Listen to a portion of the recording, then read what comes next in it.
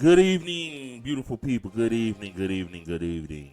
Hello, people of the people of the people. Yes, sir. I'm your boy CL Cole, I'm your boy Tez. and we are the Yellow Rocket Boys, creators of the Yellow Rocket Boys Network.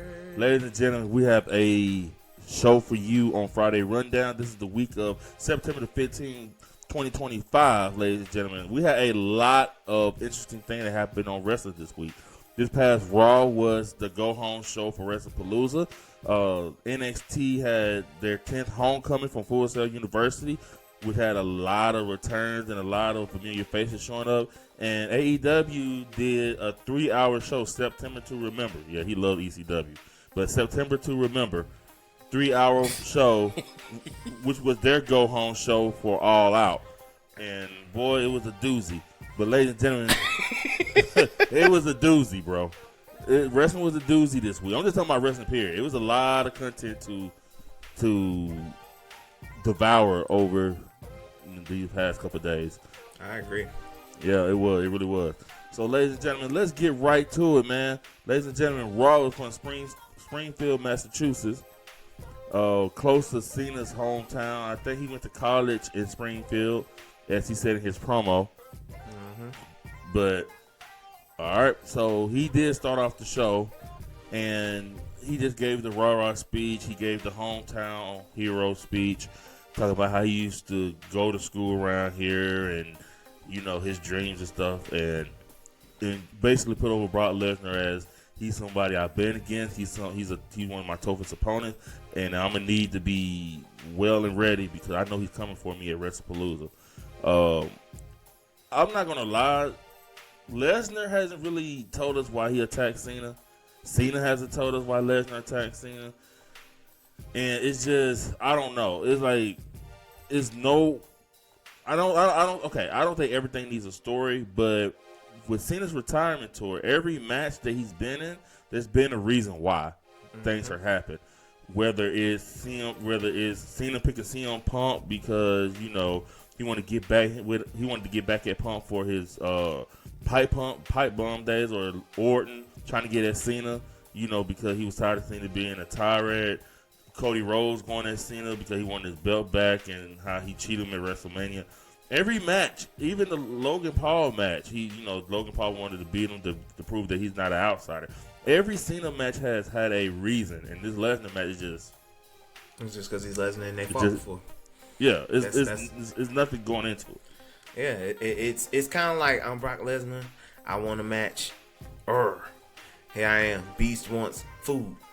That's all it really is. Because if you think about the space between the attack and when he got him again, it's kind of like, alright, man. Like, y'all, the interaction has been lackluster. And we know Cena ain't going to be on SmackDown because he said that last SmackDown was his last appearance. Yes, he's going to be on Raw for now. He's on Raw for now. That's it. So there's not going to be any more interaction. So the match is what it is. That's it. That's the build. Just they haven't came face to face in SummerSlam. No back and forth. Just no nothing. Just, you know, we're Cena. Oh, you don't know what it is. F5 to R-Truth, and it's over with. It's like it's just nothing. But use my boy Truth. Yeah, but even still, like even on that SmackDown, you could have hey. You know, I went out to Cena. I mean, he did say, you know, like the announcers were like, well, Lesnar want to make sure Cena doesn't finish his retirement tour. That's cool, but let's let Lesnar say that. I'm about to say, let him say it. Like, don't fill in the blanks. Like, I hate when they try to fill in the blanks. It's like, look, I get the writing or whatever is off, but don't be trying to cheap shot us and cheap us on the actual storytelling and be like, okay, so this is what's going on, ladies and gentlemen. Such and such is about to show up, and then they're about to do this. And the reason they're doing this because 3 days ago, we want to see what happened 3 days ago. Don't tell me what happened 3 days ago.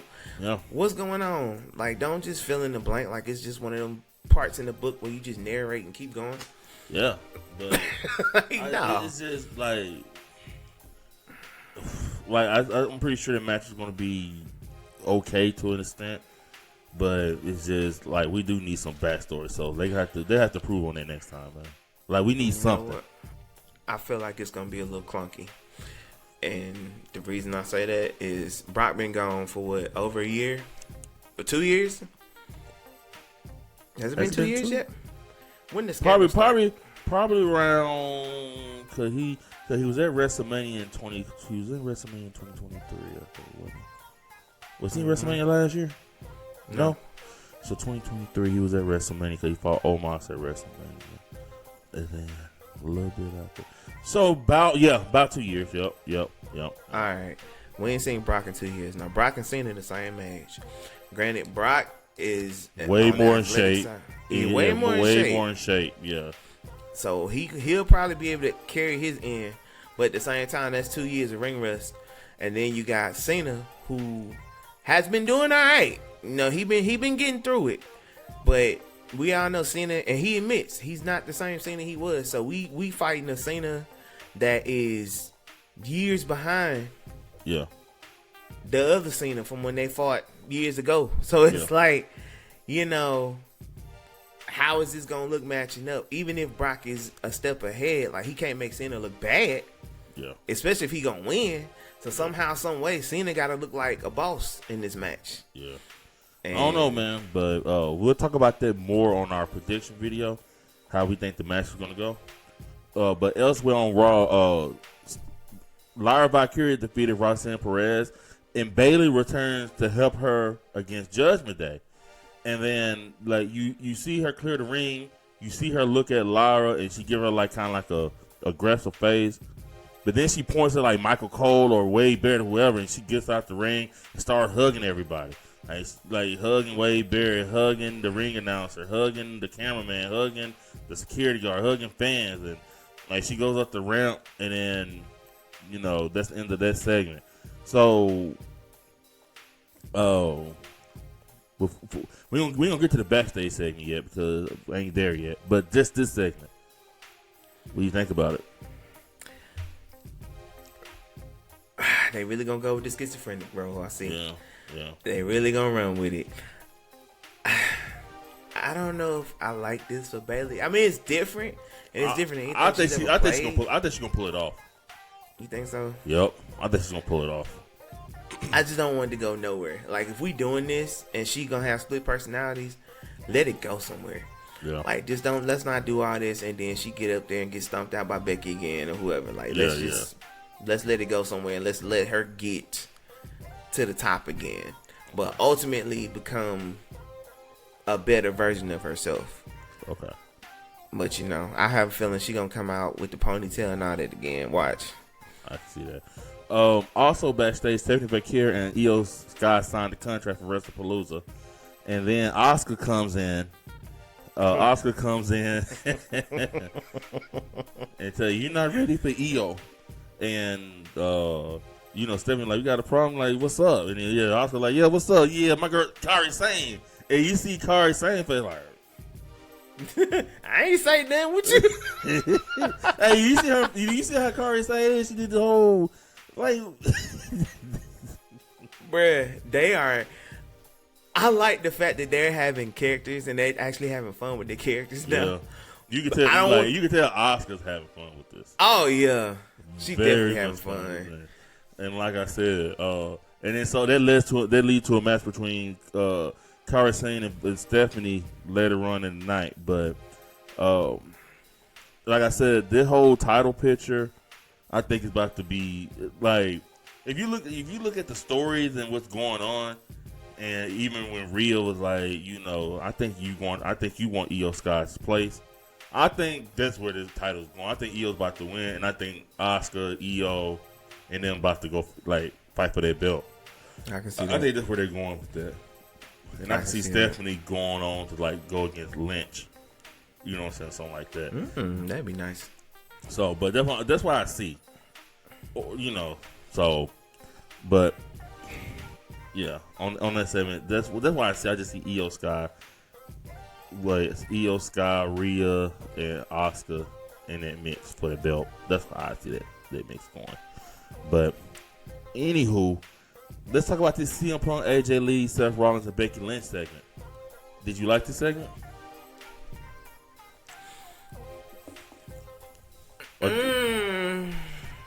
Well, let me paint a picture first of the segment. Well, actually, no. Go ahead. My bad. I'm sorry. Go ahead. Nah, go ahead. Paint the pictures. They understand why I'm reacting this way. All right. So Seth Rollins comes out first with his music, and then Becky Lynch comes out her music. They come to the ring. Becky gets on the mic and says, "You know, I ain't gonna say nothing behind nobody back." And right as she says that, AJ Lee music hits. They Punk and AJ Lee comes to the ring. Pretty much, I think it's the old kind of like the baby face is trying to split the heels, talking about y'all not on the same page. Y'all both need your own theme music. Y'all both cocky, and I like the back and forth. I love Rollins saying like, "Hey, you know, when CM Punk don't get his way, he leaves. I hope he don't leave you too," and kind of like getting friction with them, and trying to cause like some between Punk and AJ. And I do love the cheap shot that Becky took on AJ in that segment. And I like the segment all around. Like, I feel like Becky and Seth Rollins needed something. So they've been getting punked the last couple of shows. And I do like that they got some get back in there. They got a little get back. I don't know. I guess this is the last real time to really build it because they're not going to be on SmackDown. So it did what it's supposed to do. I just don't like the continuous Becky getting the slap Punk having to take it. Like that bothers me. You're in a new world, bro. This ain't 98. I know, but that's what I'm saying. She can keep her hands to herself. But I think but to me, I get it. I get what you're saying, but to like the casual fans, like, cause you know we're not casual fans, we're super fans, right? I mean, that's why we're doing what we're doing now. But to the casual people, it makes you want to see her get her whooped. It really does. Yeah, it does. So she's doing her job, and I think when I say she's doing her job, I'm thinking she's doing her job as a heel, and she's doing a great job at it. That's why it's important for AJ Lee to do what she does, and I think they're going to give her that moment. So, like, I get what you're saying though. It's like, dang, we don't get to hit. You know, Punk don't get to hit her. Like, you know, but I do like that because like CM Punk is kind of being treated kind of like a Cody Rhodes 2.0 in a way, to where like he's kissing babies. Yeah, he kind of is, where he's kissing babies and he's not going to raise his hand at a woman. Like I said, if this were Orton, even Orton today, she would have ate an RKO. Because Orton's character is, like, don't tempt me, girl. I get you. That's not Punk's character now. Punk's character is, I am the rebel, but I changed as a rebel, I guess, and I'm more mature as a rebel, as opposed to Orton. Like, I'm not a rebel. I'm just gonna RKO you. So I just think the two characters. I just think Punk's character, like I said, if this was 08, 09, 10 Punk, then she would have ate a GTS probably. But they've been pushing society. Punk. Yeah. They're pushing Punk now as a more mature husband with the dog and the wife type of Punk. So it's two different Punks now. So him getting smacked by Becky, that's him. That's his reign. That's his lane now. Like, it'd be the same thing she did at the Cody Rhodes. You probably see Brandy Rhodes get her ass come out here and try to have Cody's back. So it's just the character now. Punk is in that Cody Rhodes politician. He's not as politician as Cody, but he's in that range. But he's in that realm. Like, I'm not gonna put my hands on a woman, but I know a woman who will put her hands on you. And so everybody know he has the wife, AJ. So he's not about to do that. I'm gonna let my wife do that. So there you go. I guess, man. That's it's just something about it. And I guess because we grew up in an era where dudes got their get back. And I ain't, saying I want to see a woman get power drive on TV. I mean, on TNA, old girl got dropped from Cedric Entertainment and bounced up in the air. And that was at TNA about a month ago. So, I think Tasha Steelz, when Cedric Alexander was fighting Mustafa Ali, she got involved. Like, he dropped her and she went flying in the air. Yeah. That was about a month ago. So I mean, it still happens on shows. AEW does it too. with Maria Willow. Shafir, Willow, Maria Shafir. Maria Shafir, yeah. Yeah, so they do it over there too. It's just, and they do it on WWE sometimes. They usually let people like Orton do it. I think he's like the only one that really does it. But like drop a woman out of nowhere on special occasions. But yeah, so yeah, it is what it is. I just know they better win. Yeah. Also, Penta defeated Kofi Kingston. New Day attacked Penta backstage after the match. That was a very surprisingly good match. Yeah. Man, I'm not surprised. Well, I ain't gonna say surprisingly good. I'm actually surprised that they gave them time to do what they did. Yeah. Because they've been kind of cutting back on New Day matches. So we all know how good Kofi is. We've been watching Kofi for years. Yeah. Ever since he was Jamaican. So Kofi been doing this thing for a long time, and we know he can put on a good match. And Penta, yeah, he took that Canadian, my bad, Mexican destroyer. Yeah. That spike, Yeah. that was beautiful. That was beautiful. All right. El Grande Americano defeated Dragon Lee. You saw the third Grande Americano come out to help the first El Grande Americano out. I think they said it's supposed to be Butch, and I think the Pete Dunne. I think they said the other one is Pete Dunne's partner. Tyler, is it Tyler? Tyler Bate? Yeah. No, they didn't put Tyler Bate in the. I knew they said he was coming back from injury, but I didn't know they was gonna do that to him. They love that he's over. They number one, like I think I told you this a couple weeks ago. Lou Will playing the hell out their character. He's over in Mexico because they've been going to Mexico. They've been going to AAA. We just haven't seen it, but they've been going to AAA TV. And El Grande Americano is over like ain't nobody's business. And the whole gimmick is over, even with the U.S. audience and the Mexican audience. So they're keeping that for a while. I think at least the Chad Gable come back, he's supposed to confront him. I just hate to see people who, like, for example, Pete Dunne and Tyler Bate. Well, Pete, and also, did you see Pete Dunne is a producer now in NXT? Is he? Yep. They're pitching stuff like he's helping Shawn Michaels develop talent in NXT. So I don't know if he stopped his in-ring career, but he is a producer at NXT now. Pete Dunne is. I ain't even gonna front. If you think about it, from that side, yeah. He. Only thing I'd be mad at for him though, because he really has years ahead of him. Yeah, he got a lot more in the tank. What up, Mark Henry? I don't think he's like. I don't know if he's quitting or not. I just know they said he loves being a producer. He loves helping Shawn Michaels and them out.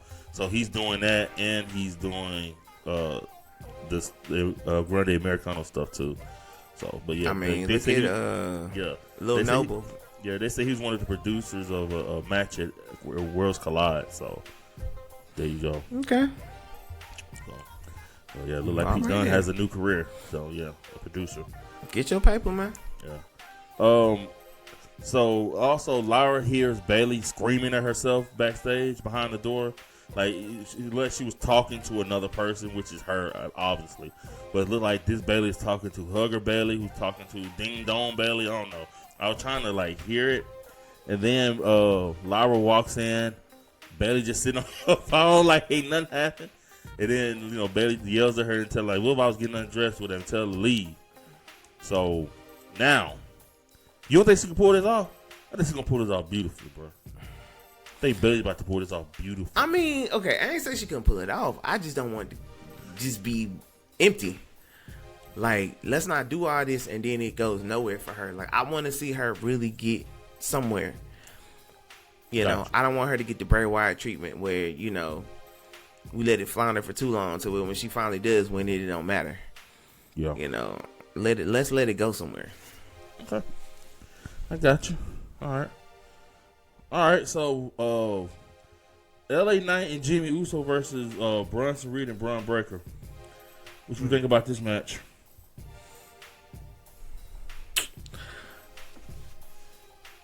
I like the fact that the Browns first of all, they're becoming better as a tag team. Yeah. You can see the chemistry with them. So I like the whole, big boys being bullies and doing what they do. And I mean, we know what LA Knight and Jey Uso gonna bring to the table. Oh yeah, my bad. I mean Jimmy Uso. Jimmy Uso, yeah. We know what they're gonna bring to the table. Even though, Jimmy reluctantly, well, actually, after his brother told him not to, he decided, I'm gonna be your partner to LA Knight. That's one of the things we didn't touch on until we got to that. But yeah, so technically, Jimmy wasn't gonna be his partner, and then Jay told him, "Hey man, you bet not." Oh, I bet not. Okay. I don't see no Hulu follow. I was gonna explain all that on this part. I was gonna explain all that on this match, how it led up to it. But you go ahead. You doing a good job, bro. Go ahead. But I mean, you pretty much explained it. So Adam Pearce, the Usos coming into the building, and then LA Knight and Jey Uso got into it a bit. Security came and broke it up. Adam Pearce wanted to see both of them in the office. So he gets both of them in the office and tell them, hey, and tell them pretty much LA Knight needs to find a partner to go against the Bruns, right? And LA Knight was like, I'm going to go with your brother. He tells Jimmy that I'm going to ask your brother. And, Jay like, man, he ain't going to do it. And LA Knight does go ask him, and Jimmy like, no, like, y'all, you got this stuff against with my brother. I ain't trying to get in the middle of that. You need to go ask somebody else. And, so Jimmy already said no. You all right? And so now you get to another segment. Jay's coming up telling Jimmy, hey, LA Knight's going to ask you, and you need to say no. End, period. End the sentence. Like, nah, like, that's it. Kind of just telling an end period of story. Like, you going to say no. And Jimmy like, bruh, like, I already told him no, but you need to watch your tongue because I don't see no Ulu follow. Like, I don't know who you talking to. And Jimmy storms off, and then you see another segment to where Jimmy finds LA Knight, so you still need a partner? Yeah. All right, I'm in. And LA Knight, yeah. And so now you get into this match. And so now that leads into the match that we're talking about. And the Bruns win. Like I said, they've been stacking up wins. They've been winning. They might be doing the same crap every week, but they're winning every week. So you got to give them that. They are winning every week. And so what happens after every match? They try to beat you down. And then Jey Uso comes out, helps out, clear the ring. He shakes LA Knight's hand, and then LA Knight give him a blunt force trauma to end the show. Just like Jay speared him last week to end the show, LA Knight gave him a blunt force trauma to end this show. So, all right, and so now we're about to head to NXT. NXT on Tuesday, September 16th, was from the Full Sail University. It was NXT Homecoming.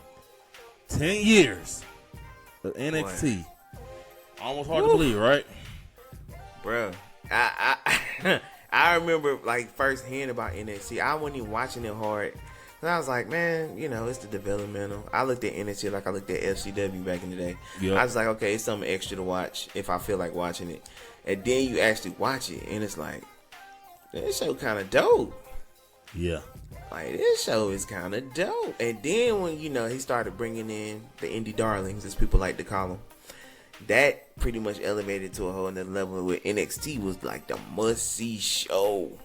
I know Vince off. I know it must have pissed Vince off. Vince was mad. NXT was considered the number one brand over Raw and SmackDown. Yeah, it was. I mean, to me, it was like it was also on the new network, which was like the network was like $9.99, which was the good old days, and it would come on the WWE network, and it was like one of the main things on the network, and so it gave you all the stars you see today with the 4 horsewomen.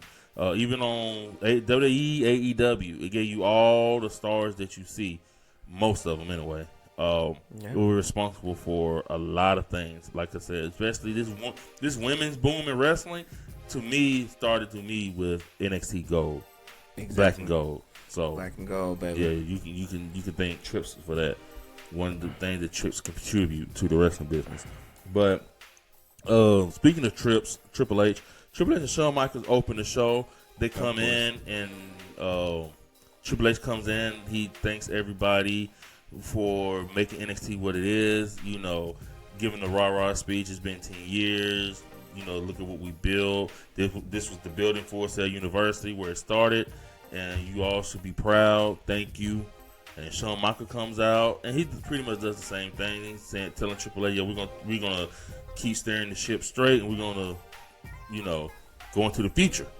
And then Triple H was like, "What if I told you I wanted to come back?" And then Shawn Michaels said, "Well, we're gonna have a very big problem, bro." And then William Regal comes out, and he just says "War Games." He got to say his catchphrase. Yeah, War Games. And the crowd pop. And then Charlotte and Alexa Bliss comes out. Charlotte was like, look at them in the ring. They argue much as we do. And just a little funny way to bring them out because their match was coming up next. And Charlotte tells them that. So that was the opening of the show. I did like the opening. Triple H, he was the guy that made all that possible with NXT. So it's only right that he come back and give thanks to the fans. And then Shawn Michaels comes out because he's the guy running it now. Yeah. And that was only right that they did that. And just everybody know they're secretly homeboys too, so. Yeah. I mean, I don't think it's a secret that they're homeboys. But that's true. That's true. That's no secret. But just let everybody, the past, Triple H coming in to give things, in the present, in the future, Shawn Michaels letting them know, like, we're going to keep doing this thing. And so I did like that aspect. It was, and then William Regal coming out too. It was cool. I like it, and it was a good way to start off the show on the CW. Alexa Bliss and Charlotte Flair defeated Izzy Dame and Paxley to retain the women's tag team championship. I thought the match was okay for what it needed to be. By the way, when I seen Alexa Bliss and Tatum Paxley with their dolls, I'm like, same gimmick, I guess, maybe. I don't know. Are we that ugly doll? You talking about Alexa Bliss's? Yeah, are we? But I don't think they need. I get what you're saying when you always say the merch thing, because I get that's what it is. But they still selling their merch, bro. They could adjust the face. They ain't going nowhere. They're selling their merch. Let it be a more pleasant looking doll. Well, get Tatum Paxley doll then. That's a more pleasant looking doll, I guess, right? The Barbie doll. I guess. I don't know, but I ain't never been no doll dude, obviously. I mean, none of us, yeah. So it's just, and then you add creepiness to it. It's like, okay, yeah, I'm good. Yeah. Shayna Baszler was backstage. It was nice to see her. That shocked me, but then I was like, okay, maybe it's a one-off because she's a producer on the show, by the way, too. What? She's a producer at NXT. Yeah, I told you that. She came back as a producer.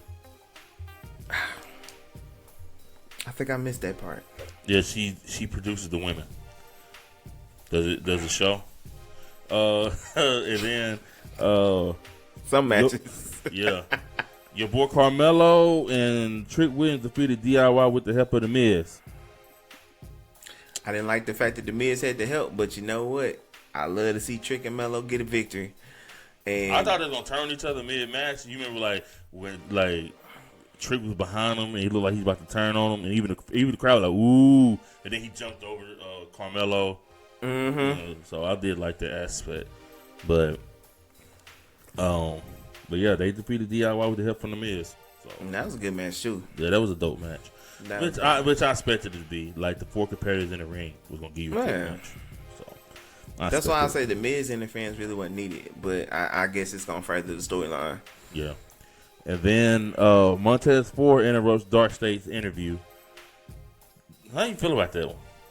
Like that segment? I think it's more telling than what they led on with. You see, like, Montez Ford was like, yeah. You know what I'm saying? Like, I wish I had that. Yeah. Yeah. I don't know, bro. I think it's telling. It's telling of what's about to happen. Yeah. And again, I ain't worried about Tez. I'm worried about Dawkins. Yeah. I need Dawkins to be all right. Because, I mean, I like Dawkins. Back in the NXT days, the black and gold days, Dawkins was rough. Yeah.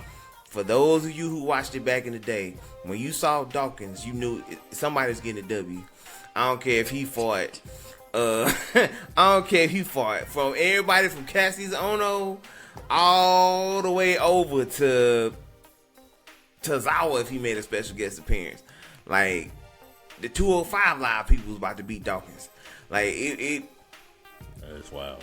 I just don't want to see him fall back into that because now we know he's actually capable of holding his own on the main roster. I don't want to see him do that just because they take Ted's away. But they're about to take Ted's away. Yeah. It's about to happen. And then after that segment, you saw Bianca Belair, who has been getting plenty of hate these past couple of days following that Saudi Arabia announcement. She has not been getting, like, it's been looking bad for her on the internet. But like I said, I always say the internet and the casual fans, those are two different things. But yeah, she made that remark about how women right, like how like they're advancing women or whatever she said. People didn't like. She's drinking the Kool-Aid, but here's the thing. I mean, like, people, like she like she's doing her job. People, what's she gonna say? Like yeah, I don't like it. And if you look at the press conference, you can see the guy who said it. He said the wrestlers look like they all. I think it was Cornette. He was like, I seen people who was in the ransom note look more excited than they were. No wrestler did not want to be there, bro. No, did not want to be there. So you could tell, like everybody was just. Yeah, she's just saying what she was saying because it's her job. Like she is getting paid by them. So yeah, you can't get over there and be like, oh well, I don't agree with how they do this. That ain't how it works, baby. You know, they give them $250 million. You better say what I want you to say. So just cut us some slack. But see, it's the thing too. People pick and choose who they want to attack. Mm-hmm. Because The Undertaker was hyping it. Triple H been hyping it. And I mean, people, all the sellout posting had Triple H and the Saudi Prince in the picture for the most part. Yeah. So, I mean. And I'm going to do a video on this. You know what I'm saying? I want us to do a video. I might do a video on it, but whatever. But I think y'all blaming the wrong people for this, by the way. Y'all trying to blame Triple H. And this is not the people you should be pointing your fingers at. Mm-mm. By the way, so just saying. I'm about to say they have people above them now. Yeah, like back in the day when it was family owned, you could do that. Yeah, it's not family owned anymore. It's one man to blame for all of this, the TKO, the Saudis, and he's not there anymore. Y'all blaming the wrong man for this. Y'all blaming Triple H, but y'all need to be blaming the one that's on the outside right now. But like I said, this is a rundown episode. This ain't a Vince McMahon episode, so we're gonna keep this rolling. Shoot, we might do that tonight for y'all. Shoot. Yeah. Feeling that. Yeah. So, the Oba family, Ricky Saints, and Trick Williams promo. So, Grayson Waller had his Waller Effect, the Grayson Waller Effect show on there. And he had Oba and he had Ricky Saints on there. And it's just like any other WWE talk show. Ricky Saints is promising that he's going to beat. Well, you don't like Ricky Saints? This segment was trash. It was trash, but this segment was trash. I'm the ruler. You're not gonna be absolute, cause I'm the ruler. They didn't even get entrances. No. They started in the ring. I was like, way to make them feel big. Hey, Trip Williams comes out and tells Oba, you still got something I want, that NXT Championship. And Grayson Waller said, he's going to talk to Ava, which, and so next week is going to be title for title, Oba Femi versus Trick Williams. And then whoever wins that fight, Ricky Saints at No Mercy, which I think next week, I don't think it's going to be a winner. I think somebody's going to interfere. And because, like I said, Trick Williams got to defend that belt at Bound for Glory. So, and also throughout the show, you saw TNA wrestlers tweet out about how they weren't invited to Homecoming, and voicing their displeasure. I think it's part of the storyline. So, but you did see that throughout the night that TNA wrestler was upset they weren't invited to Homecoming. So, which was in Full Sail. Again, how you said that segment was trash. Yeah, it wasn't a good segment. It really wasn't. It was. I don't like it. It was very. to be hyping a match. Vanilla, Vince McMahon-ish. I don't even know. At least Vince McMahon would have got some type of brawl at the end. Yeah. Like, that didn't even happen. That was just, yeah. It left you wanting more. For those of you greedy like me, you know when you eat an appetizer, you expecting a meal to follow. Yeah. I feel like I didn't get my meal. I just ate an appetizer. That was it. And then the appetizer wasn't that good. Gotcha. I got you. Okay. I feel you. All right. Also on this show, Ethan Page defeated Tyler Breeze to retain the North American Championship. And you had Dr. Wagner Jr. looking on, the AAA Latin American champion. So Tyler Breeze looked good. He was always one of those ones that he was one of the ones that had that. You remember how we talk about Andre Chase and his gimmick, how he won't work on the main roster? Yeah. Tyler Breeze had that gimmick like that, like out loud. That gimmick won't work on the main roster. And then you had Austin Theory, who pretty much kind of took it. The selfie, taking the yeah. I always said they won't work on the main roster, and I think that's why he never really got far, because like, where you gonna take that gimmick? I mean, the Prince Pretty thing, if you think about it, it's kind of like a recycled thing. Because you think about it, every few years we get somebody like this. We get a pretty boy. You get somebody stuck on themselves, whether they muscular, whether they his size, medium size. There's always like a pretty boy that comes through that's stuck on themselves. And it's like, it either works or it doesn't. I mean, you look back all the way back to Gorgeous George. You look at Michaels, you look at the narcissist Lex Luger, you look at the model Rick Martel, you look at all these different people who've had this gimmick, Chris Masters, like Dashing Cody Rhodes. Yeah. Like you had, they almost gave Orton that gimmick too. You remember when whenever they used to show like a fight card, you had the wrestler that do this and then that stop. And then you had Orton doing this right here, and you know what I'm saying? I remember that. Like, bro, chill out. Yeah. So that would not have been Randy Orton. Can y'all imagine? I'm just saying, though, man. Oh man, the Viper. Yeah. So. No, but I mean, it either work or it doesn't. And Tyler Breeze is a good hand. And I know that in the wrestling business, that's considered a bad thing if you're a good hand, but it's also a good thing because that means you're gonna stay employed at least. Mm-hmm. But I remember that what was it, Stomping Grounds? Yeah. That thing they had on the network, the WWE network back in the day. Yeah. And actually, that was one of their first shows they did. And I remember Tyler Breeze and Baron Corbin were two of the breakout stars in NXT to go up to the main roster, and it was like a whole big thing. Yeah. Ironically, neither one of them on the main roster now. Yeah. So that show you things can change, but I don't know. Wait, I just thought of something else. What? My son made a comparison the other night. He's like, "What if Prince Pretty joined Pretty Deadly?" I said, "Sit down." That wouldn't be a bad idea. Prince Pretty and Pretty Deadly. It wouldn't be a bad idea.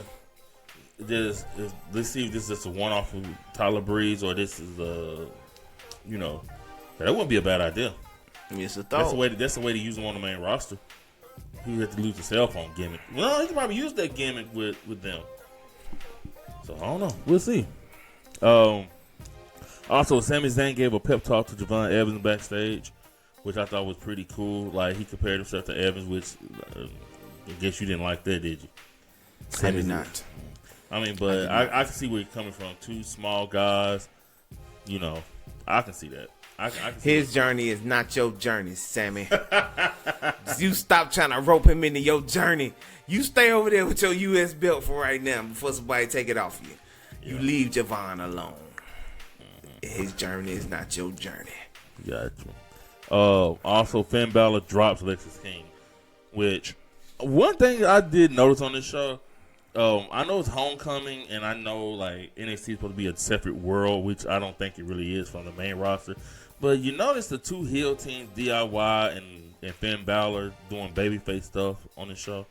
Mm-hmm. Okay, I'm just wondering. They all went back to their old gimmicks, their old music. Yep. Yeah, it was just kind of like a moment in time, I guess you could say. Like for one night only, like when they do like the old Raws, when they bring back the old theme and all that, it seemed like it's just like a moment in time. Everybody can feel like their old selves, and then it's like, all right, back to normal. Back to reality. All right. And then Rhea Ripley, Stephanie Valkyrie, and Lyra Valkyria defeated Fatal Influence with a little help from Lola Vice at the end there. So Lola Vice is fighting JC Jane at No Mercy for the NXT Women's Championship. I was alright with this. Booker had a stroke when they did that. The double eye. Book was a.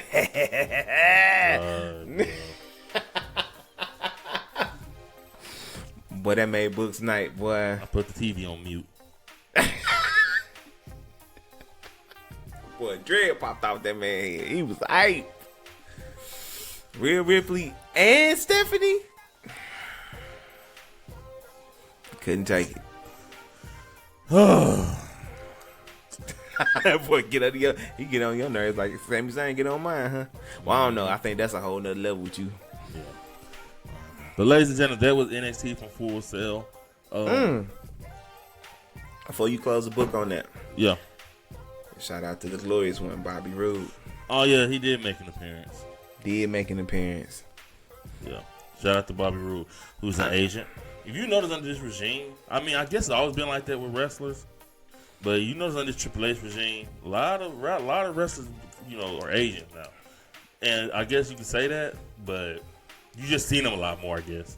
Yeah, you seen them on TV a lot more. Because, I mean, you think about the Pat Pattersons, them that was around for the Vince time. And to me, what better people would you have as an agent? Because I wouldn't ask an outsider to come in. Yeah, Pete Dunne and Shayna Baszler at NXT, they make sense to me. I like that. And you got people that put on good matches. So it's like, you're not just picking anybody. Like, we're not finna go get the Goon or somebody to be an agent. We finna get somebody who has not only been in the game, but has been successful in the game. Yeah. So. Makes sense to me. All right. So, ladies and gentlemen, not NXT, AEW Dynamite from London, Ontario, Canada. You wanted to go back to NXT. Oh, Lord. They was in London, Ontario, Canada, because, All Out will be in Toronto, Canada this weekend, September the 20th, for All Out. And they had their Wednesday Dynamite show, but it was the September to Remember, a 3-hour special.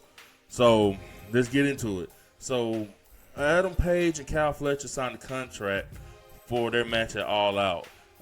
He added a stipulation: if anybody from the Dunn Callis come in and interrupt their match, not only will Kyle Fletcher automatically lose the match, but he will be stripped of his TNT championship. And Kyle Fletcher pretty much told him, "I don't care what you put in there. I'm gonna get that belt." But I'm sorry, bro. I'm not buying this Kyle Fletcher hype. I'm just not buying it, man. Just not buying it. The stupid suit he in is not fancy. It's not like he and Cody Rhodes. Cody Rhodes come dripped out. He come dressed to the nine. He come dressed like your favorite politician just trying to scam money out of you. He coming in like a mobster.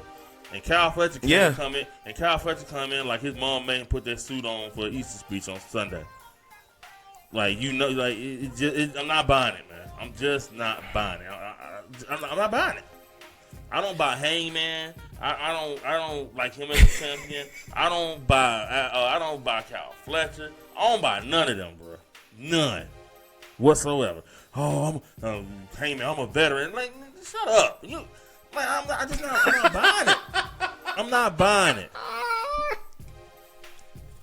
I'm not buying it. I'm just not buying it. I'm not buying that crap whatsoever. I don't believe in Kyle Fletcher.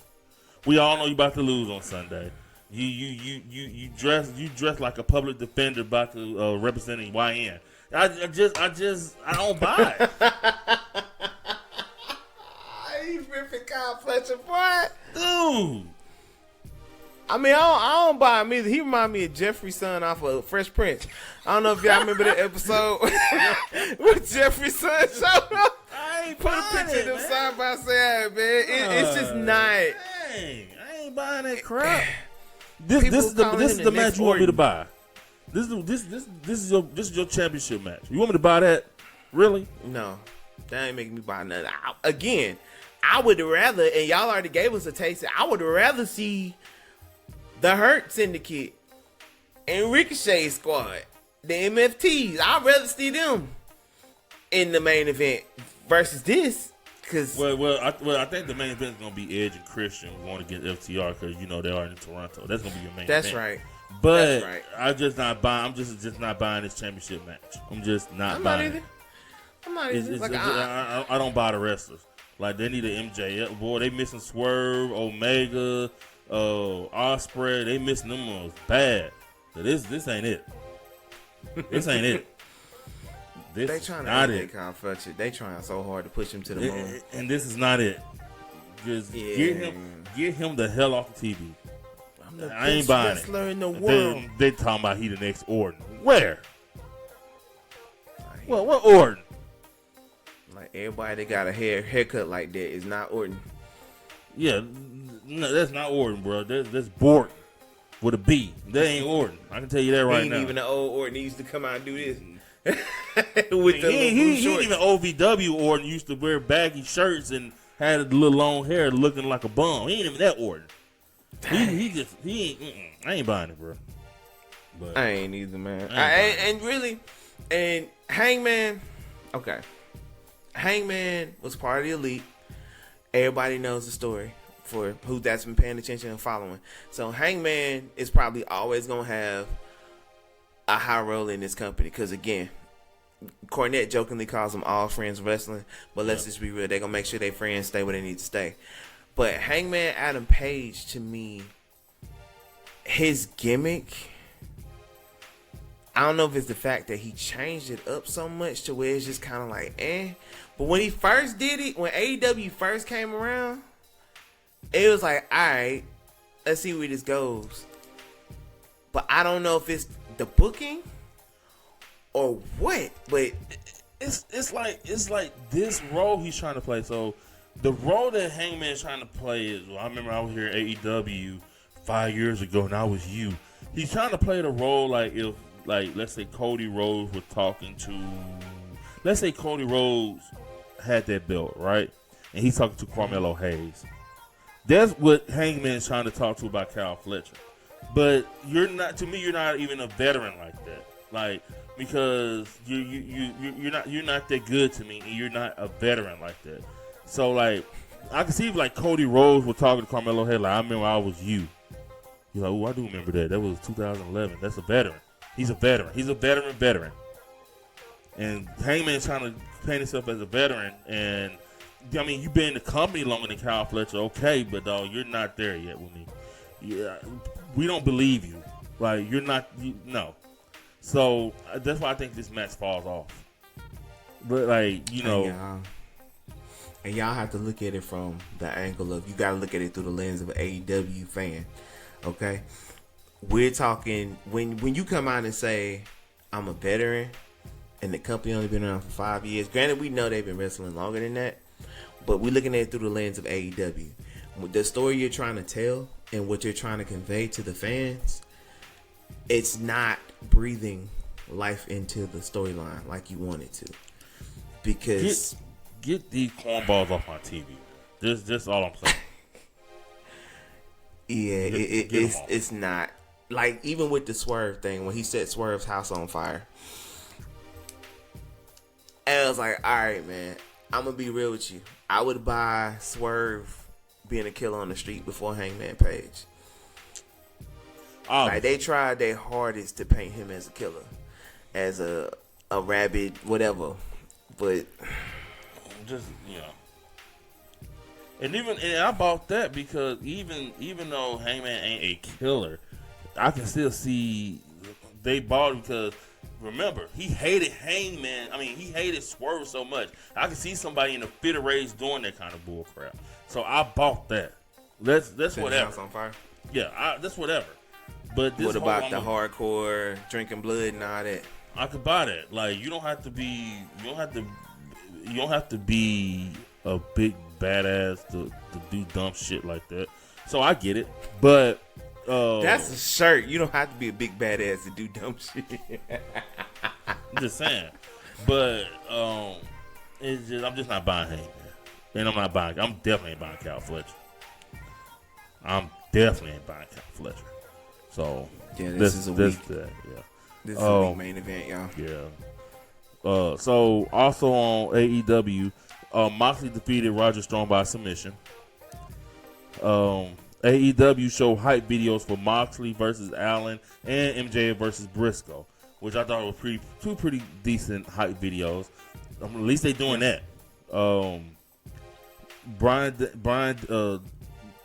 Danielson interviewed Darby Allin, and Darby Allin told Danielson to stay out of his match. So I'm pretty sure if he's saying that, then Darby Allin about to do something very, very, very, very, very, very stupid in this match. Oh, I expected anybody who survives Mount Everest, because Darby already lived fearless. So now you survive Mount Everest and you live to tell about it. Okay, now you believe you're invincible. So that means he finna. I mean, you can't tell him nothing now. I mean, what can you tell him? Do the dumbest things possible. Like, and you know what? As if I was his boss, I'd be like, hey, I would give the talk that Vince gave to Mick Foley. I understand you love this business, but again, I'd rather you be here and we can continue to do business versus have one match where you kill yourself and that's it. Because as a person, I care about you. Yeah. But he seems like he's that type of person where you really probably can't tell anything. Because I'm sure that somebody didn't talk to him. He got his mind made up of what he want, like what he want to do. I sure wouldn't be taking that skateboard to the balls and all that they be taking. And I'm good on that. You ain't finna get on that skateboard and ride my back with no thumbtacks.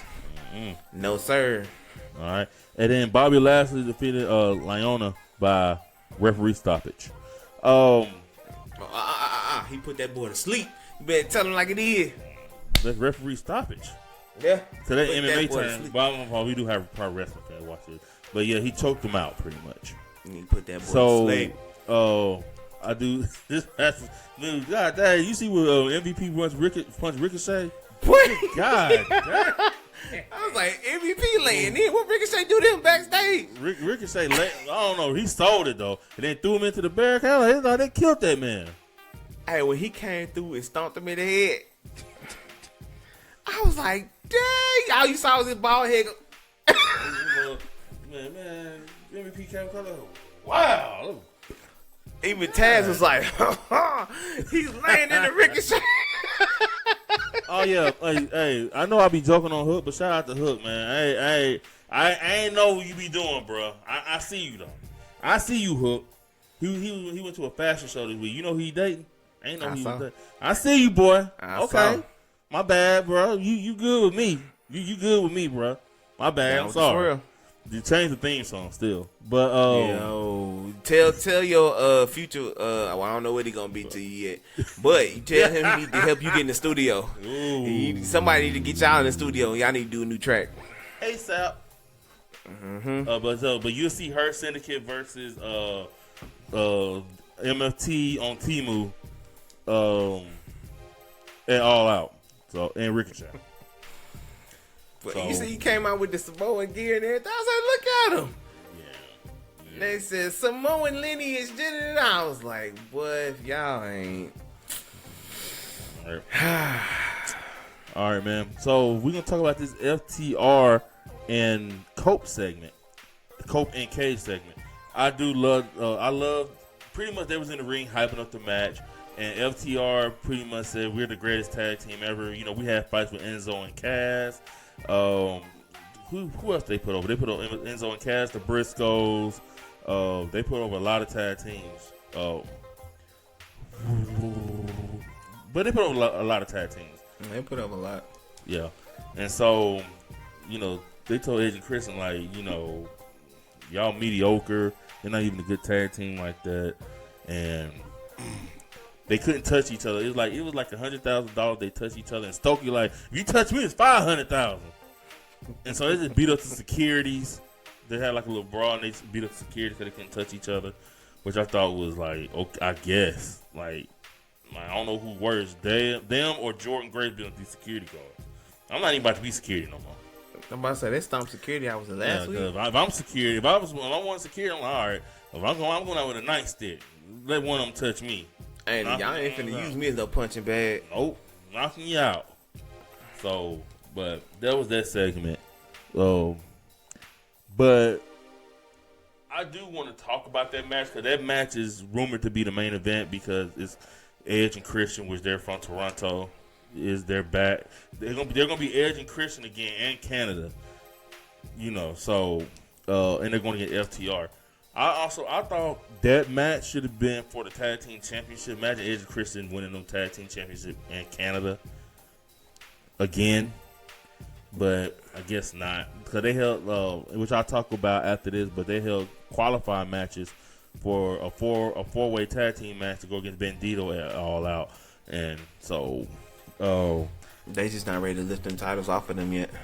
Off of Bandito, yeah. But what I'm saying is, when you remember when Bandito won, because you remember they won from the Hurt Syndicate and FTR, that was in that match, right? Yeah. FTR should have won that match. Point blank, period. Oh yeah, all right. I still feel that way. But Hurt Syndicate didn't want to lose to FTR for some reason, so Bandito won it. Brodito won it. So, but I'm saying like that, FTR should have the tag team championship, and that match going into All Out should be for the tag team championships in Toronto. It just sucks that Edge and Chris ain't gonna have that moment in Toronto, cause I'm pretty sure that's where they were going for that. But MVP and them like, nah, we ain't losing to no FTR. So that's crazy to me. Yeah. Y'all let Shelton lose the speedball, but no FTR. As a matter of fact, he lost to Kyle Fletcher.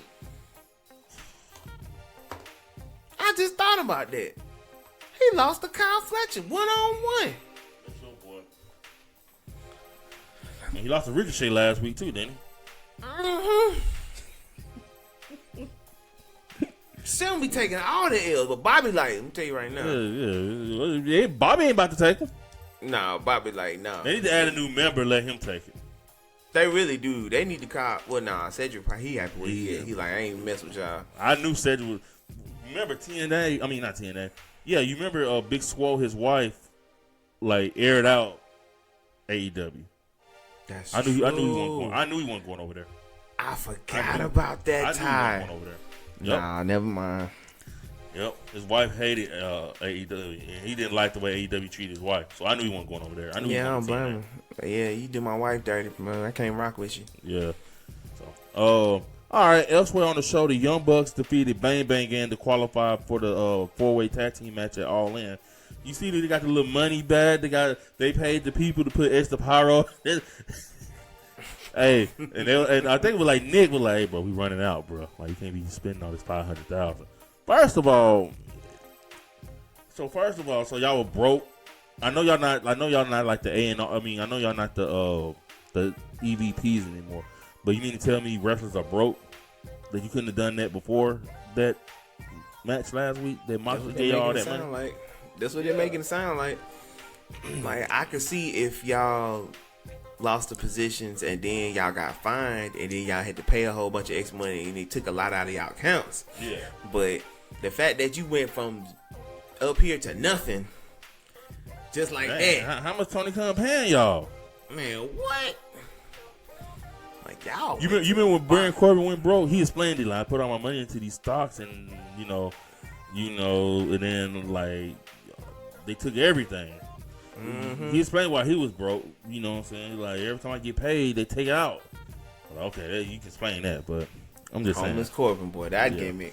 That was funny. He played that. I was mad. They only had it for like 2 months, and then he was rich again. He probably was tired of looking like that because he had to walk around looking like that. Dude had to walk around looking rough. Like, he couldn't shave. He couldn't do nothing. They like, just like that, crispy. He had to be crispy everywhere he went. Hey, man.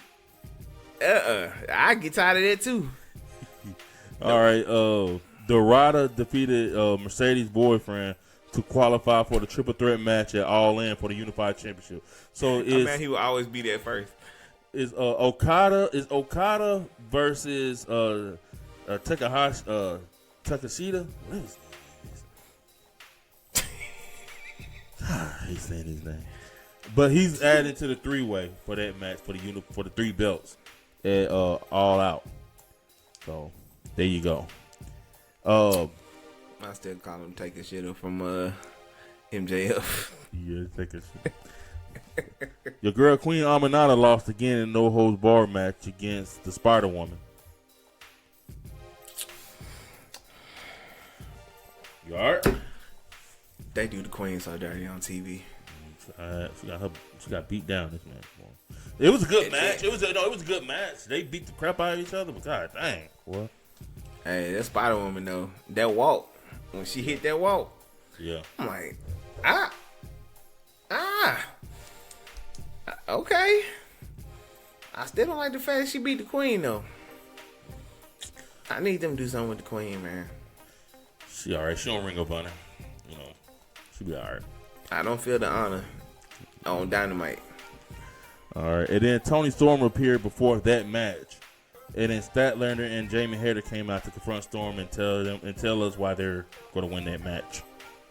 So yeah, that happened. Yeah, like I love Tony Storm, but it's some things that I always disagree. Like it was some things that I agreed and disagreed with Vince on, but the one thing I always agreed with Vince on is, and I said this about Cody Rhodes a couple weeks ago, is it's always good for your babyface to chase, because when you're a babyface and you have the belt and you're not losing any matches, it makes you boring and it makes you very stagnant, and I feel that with Tony Storm. Good character, good on the mic, great personality, but when she's not chasing for that belt, I think that's why like her feud with Mariah May was so good when she was there, because when Mariah May had the belt, Mariah May turned on her, took her belt, and Tony Storm had to chase that, and then she turned back to the old Tony Storm, to fool her, to go into the new, so it made her character very unpredictable, as opposed to this Tony Storm where she's beating everybody, even beating Mercedes Moné. It's like, okay, like, can we get the belt off of her and let her chase something else? That's how it feels to me. If she get into that Cody Rhodes, realm of, okay, we tired of the act. Like we like you and everything, we like your act, but like give us something else. Let's go with some adversity. Like I thought Athena would be the adversity, but you see where Athena been at. That back on Ring of Honor. Exactly, my point. So it's like, what are we doing here? I don't know who beat her at this point. Unless you, I already know who's beating. Who? I already know who's beating. This woman, she wants to beat Ultimo Dragon's belt record of 11. She's gonna get a 10th belt somewhere. Mercedes Moné, and that 11th belt that she's gonna get to beat Ultimo Dragon's record, it's gonna be Tony Storm's belt. Don't think that she beat Mercedes Moné at All In. And that's just it. That ain't it. Mercedes Moné coming back for that rematch. Mercedes Moné. She's gonna avenge that. She's gonna avenge that loss and get her lick back. But she's another one though. Like she needed that L because she's another one. Exactly. It just got stale because it's like you beating everybody. Like you the cheat code. Yeah. You the cheat code. Like you walking around with 9 belts, and we think you finna lose to Rio. Or lose to, like, come on, man. Yeah, nah. We know better. But this is how I feel about Storm, though. It's just like, okay, cool. That's great that you the champion, but we need some adversity. We need you to, because people forget. And this is what made, like the Attitude and Stone Cold and The Rock so good. Yes, there were baby faces. Stone Cold never had the belt, like, for a long time. Because Vince McMahon or a heel group was always there to try to get the belt off of him, and they did, and then also had to try to go get it back. So you always had McMahon's corporate regime, or McMahon like taking Austin's belt, and then Austin always had to chase to get it back. He's about to beat the Undertaker, and then he's about to beat The Rock for the belt, and Undertaker hit him with a shuffle. He about to beat this person, and then So what made The Rock and Austin so good as baby faces in the Attitude Era is, remember, they never had the belt there used to be a joke with The Rock. He never had the belt more than 4 months at a time. He always get the belt taken. Like Triple H would, like the McMahon family would screw The Rock out of the belt, and then this would happen, and Kurt Angle and Stephanie would screw him out the belt. So he was always chasing. He had the belt for 3 months, then he was always chasing. That what made him so good. That what made the story so good, because Austin and Rock was always chasing something. So it's the same thing. I think people took that Roman Reigns title reign that he had and like, okay, we can do that. No. I don't think you need to have the belt for a whole year. You can have it for about 6 months, 4 to 6 months. Lose the belt and get it back. Like they'll make compelling TV because we know Cody Rhodes gonna keep this belt, and there's no predictability. Then what? That's why wrestling gets stale. You know what I'm saying? That is true. When you can look at somebody and be like, their first title defense, you be like, oh, this is just they just gonna feed him. In the Attitude Era, it was never like that. Oh, you didn't know what was gonna happen. That 99 Royal Rumble to WrestleMania, Raw had the belt, Mankind had the belt, Raw had the belt, Mankind had the belt, Rob had the belt, Mankind had the belt, Raw had the belt, Austin had the belt. Oh no, Triple H got the belt. Hold up, Rock got the belt. Austin got the belt. Triple H got the belt. It made it unpredictable. Kane got it for one night. Oh yeah, Kane got the belt. Like, so it's like it's compelling TV. Like people, these people in these companies, they got in their mind to where, we need to have long, great title reigns to put prestige. No. If the story is good and it makes sense, you can do multiple title changes. You just don't want to do the whole Russo and WCW 2000. No. But if the story makes sense and the story is good, then they don't care who has the belt like that. As long as it's good. Like, Cody Rhodes should have his belt, and then Orton should be taking it by Survivor Series. And then you have Cody chase him for Mania. That's how it should go. Some semblance of that. And every company wants to have everybody do these long title reigns. You don't need the long title reigns. I'm with that. Let's keep it short. I'm with that. But see, it's a problem. When you start flipping it up, then they get too flip happy. Then it becomes hot potato. But that's why I said you have to. The story has to make sense for you to do it. You just can't do it for the sake. That's why I said that's Russo in 2000. We're just gonna do it just to do it. Because he did it in '99 and it worked, and then he thought he could do it in 2000. No, in '99 you had the characters and the stories that made sense, so you got away with it. In 2000, no one cares this thing this thing got the belt. No one cares about Flair having the belt because you didn't put a story behind it. You just did it for the sake of doing it. No one cared that David Arquette got the belt. No one cared that Jeff Jarrett got the belt. Then DDP get the belt. Then Arquette get the belt back, and then Jeff Jarrett get it again. And then Scott Steiner gets the belt. And Booker T gets the belt. Scott Steiner get the belt. And then Jeff Jarrett get the belt. And then, you know what I'm saying? So it's like they didn't have. Then Hogan get the belt. So you got to put a good story behind it and a reason. Like I'm saying, like it worked in '98 and '99 to 2000 because it was good storytelling behind it. When no belt flipped, War Rumble, yep. Rock had it. He screwed Mankind. Mankind got it back at the. You know, so you just gotta have a good compelling story. That's all. That's all I'm saying. Just put some compelling stories behind it. Well, that's it. I agree, man. Because I kind of hate when you write sometimes. Especially on some of these title matches, I'll be like, oh. Like, because it's predictable. Because they want everybody to have these long title reigns. Like, you have to make it unpredictable. There's one thing Russo gets right that he's 98% wrong about most of his wrestling takes. But the one thing he's right about is wrestling is not unpredictable anymore. And he has a point. It's too predictable. And even the stuff we're not supposed to know. Granted, the dirt sheets play a major role in this too. Yeah. But I would like, and that goes back to them being better at keeping things under wraps.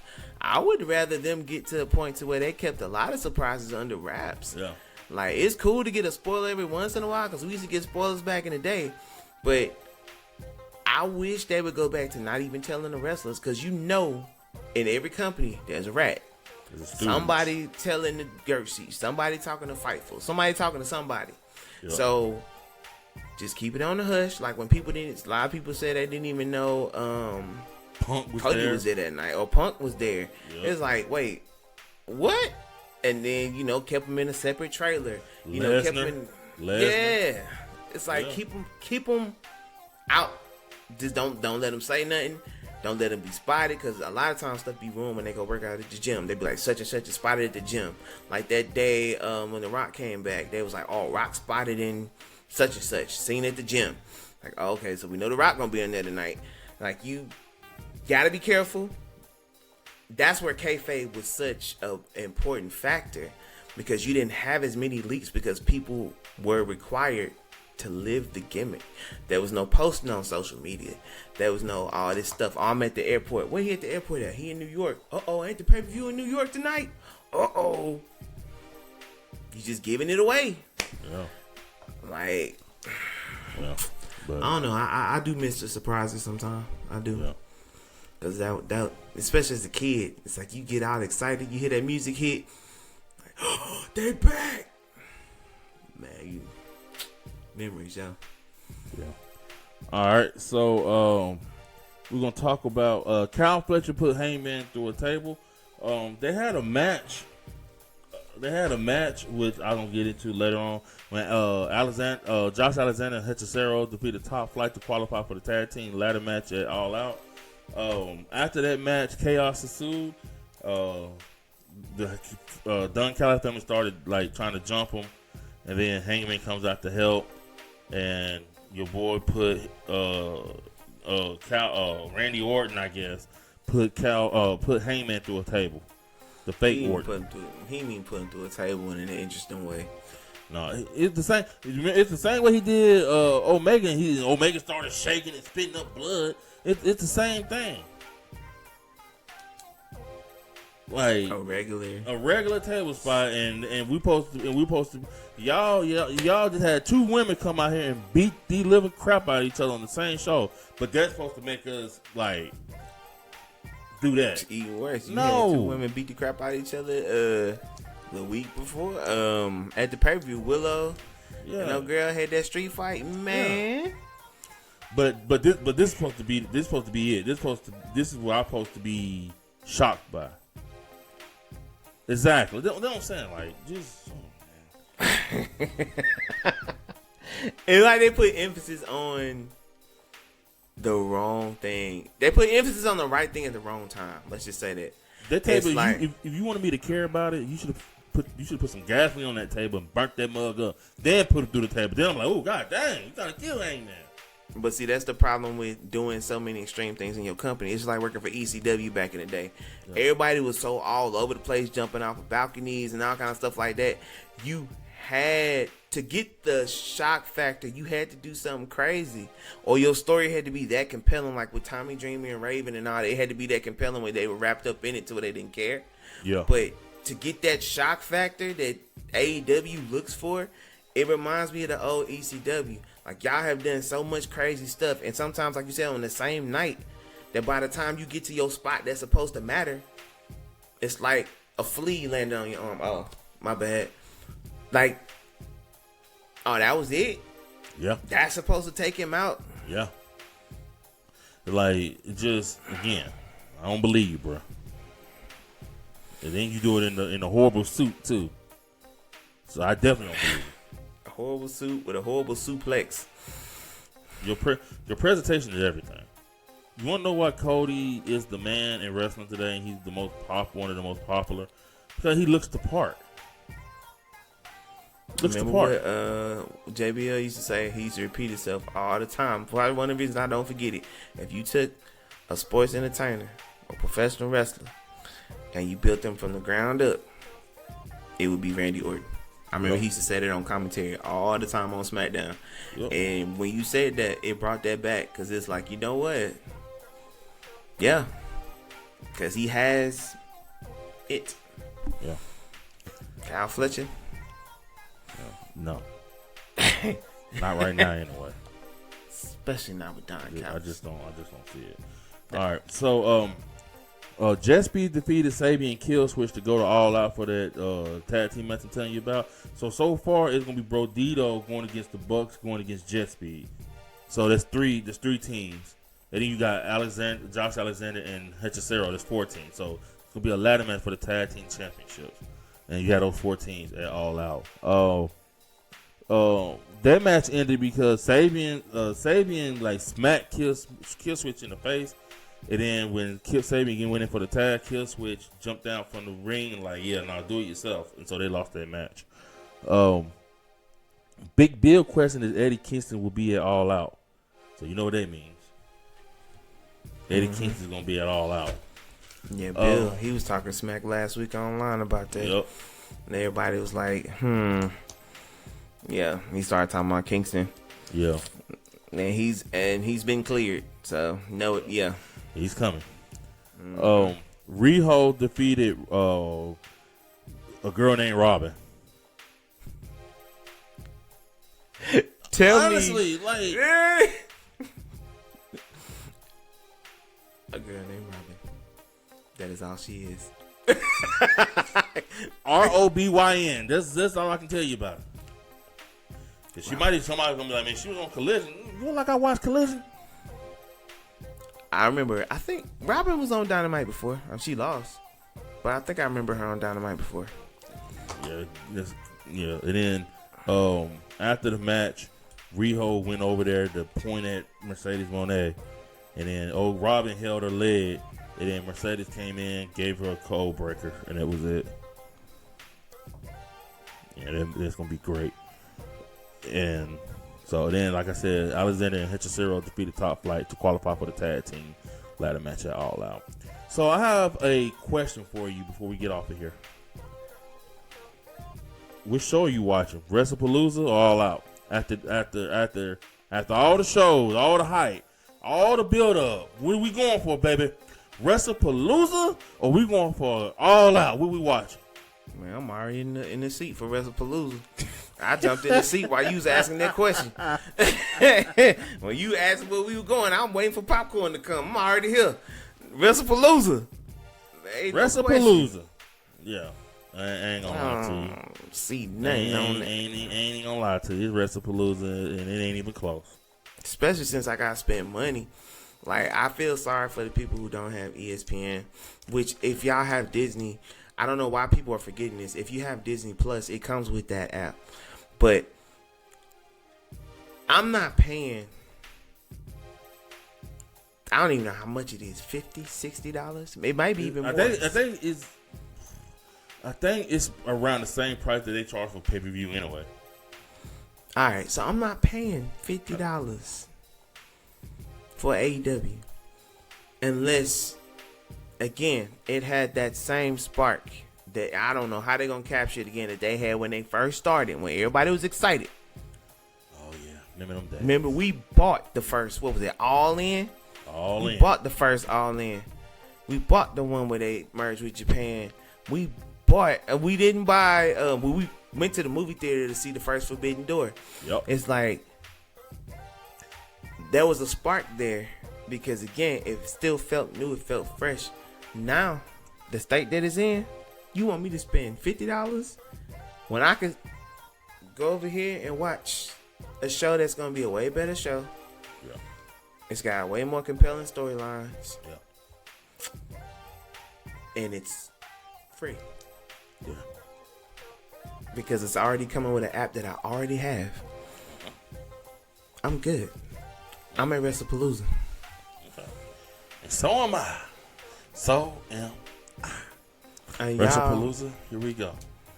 And you know what? Just to let y'all know too, we're gonna do a review after WrestlePalooza's over, and we're gonna give it to y'all straight as it happened. So stay tuned for that too. And one thing I was gonna ask you: did you look at the start time? No. Did you? If you go on the app right now, it says start time 4:00. 4:00 when? On Saturday. Stop playing. Hold on. I kid you not. Unless that was an error on their part. When I went to, remember we made that joke about the moving times? No way. Go to your I'm ESPN. Well, I can't go to my ESPN right now, but it should Hold tell on. you. It should tell you even on Google what time it starts. Well, maybe that's the pre-show. That start. It But might even be- if it's it the might- it might be pre-show, a pre-show. even if it's the pre-show, it's only an hour. Yep. Let me see. I'm gonna put this in the camera.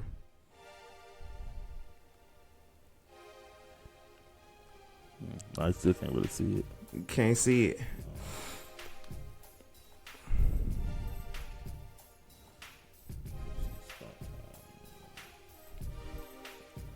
Hold on. Nah, you can't see it. I can't see it. But ladies and gentlemen, hold on. There you go. Yeah. You see the focus? Yeah. Now go. 4 p.m. Yeah, you're right. Yeah. They might be the pre-show. That's gonna cut into whatchamacallit, ain't it? Yep. But I'm- to me, if their pre-show don't contain a match or two, then it's not much of a pre-show. Cause I'm not gonna lie, if I'm a fan of AEW or if I'm on the fence and I'm trying to watch both, and then I go to WWE pre-show and they're talking, I'm not gonna watch that if they're talking. So they need to go back to matches if they want to make a dent. If they don't have a match on the pre-show or match or two, then it's not gonna make a lick of difference. To be real with you, and I love the fact that Big E and them have a job on the pre-show. They only need them there really for the post-show. Yeah. Because the pre-show, if you look at ESPN been posting clips all week. Like WWE stars have been on ESPN and they've been basically doing that job all week. Yeah. So to me, on the day of, it's gonna be overkill. Yeah. I don't know, But ladies and gentlemen, we appreciate you on the rundown for September the 15th, 2025. Please like, comment, subscribe. Let us know if you like the show. Let us know if you dislike it, all right? Let us know why. Let us know what you like about our thoughts, we don't like about our thoughts. Just let us know. Engage with us, all right? We coming back. We got you. And you know what I'm saying? Don't be scared to speak your mind. Yeah. You know? Be honest, because we're going to be honest too. Yes, sir. As always, I'm CL Cool. I'm your boy Tex. And we out here.